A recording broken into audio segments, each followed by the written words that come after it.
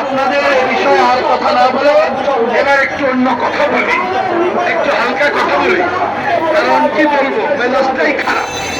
কারণ এই যে সকাল থেকে আমি আজকে আপনাদের এখানেই প্রথম রুটিন দেখেছি, তারপর অন্য কাজে যাব। আমি তো ঘটনা বললাম।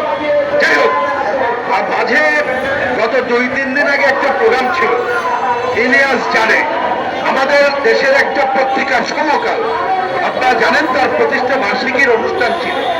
তো সেইখানে আমিও ছিলাম। আমি ধারণা করেছিলাম যে অনেক উপদেষ্টা আসবে, তার মধ্যে যদি শারমিন মুর্শিদ উনি আসেন, ওনার সাথে কথাবার্তা বলবো, আমি উনাকেও বলেছিলাম। তো উনি আসেননি, যার জন্য দেখা হয়নি। অনেকে ছিলেন, যেহেতু ওই গল্প বাদ দিলাম। বেশ কয়েকজন উপদেষ্টা ছিলেন। একজন উপদেষ্টার গল্প বলি, আমি নামটা বলছি না।